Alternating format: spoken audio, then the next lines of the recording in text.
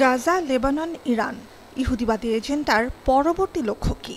মধ্যপ্রাচ্যে উত্তাপ বাড়তে থাকার মধ্যেই শঙ্কা বাড়ছে যে কোনো সময় হামলা হতে পারে আল আকসা মসজিদে। মুসলিম, খ্রিস্টান ও ইহুদি তিন ধর্মের মানুষের কাছেই গুরুত্বপূর্ণ স্থানটিতে হামলা চালিয়ে সে দায় ইরানের ওপর চাপাতে পারে ইসরায়েল।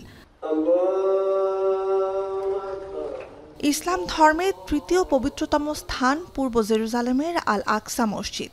ইসরায়েলের রাজধানী তেল আবিব থেকে আল আকসার দূরত্ব মাত্র ৭০ কিলোমিটার। আর ইসরায়েলে ইরানের সাম্প্রতিক হামলার শিকার বন্দরনগরী হাইফা ও তামরার দূরত্ব আল আকসা থেকে প্রায় ১৫০ কিলোমিটার।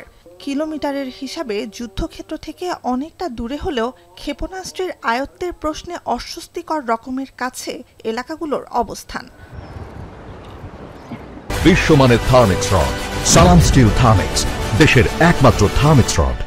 তুরস্ক ভিত্তিক সংবাদ মাধ্যম টিআরটিকে মধ্যপ্রাচ্য বিষয়ক গবেষক জাহিদা তুবা কোর বলেন, ইরানে নিযুক্ত ইসরায়েলি গুপ্তচরদের মাধ্যমে ১৩০০ বছরের পুরনো আল আকসা মসজিদে ব্যালিস্টিক মিসাইল হামলা অসম্ভব নয়, আর তারপর দোষ চাপবে ইরানের কাঁধে।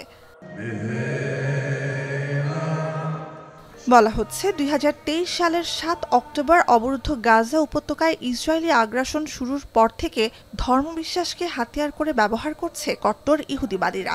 তাই ষড়যন্ত্র তত্ত্বের মতো শোনালেও অযৌক্তিক একতরফা আগ্রাসনের চর্চা বজায় রেখে আল আকসায় হামলা চালিয়ে ইরানকে দোষ দেয়া ইসরায়েলের জন্য অস্বাভাবিক নয়।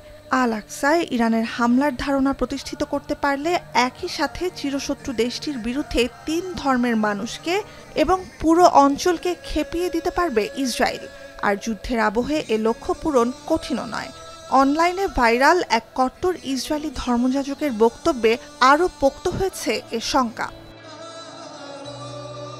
ইতিহাসবিদরা বলছেন, দীর্ঘমেয়াদে কৌশলগত লাভ চাইলে এ ধরনের পরিকল্পনার ফল হিতে বিপরীত হবে। আল আকসাকে ঘিরে বিদ্যমান রাজনৈতিক অবস্থান বদলের পরিকল্পনা নেই বলে ইসরায়েল দাবি করলেও ২০১৯ সাল থেকে মসজিদটিতে পুলিশি প্রহরায় ইহুদি প্রার্থনার অনুমতি দিয়ে রেখেছে দখলদার বাহিনী।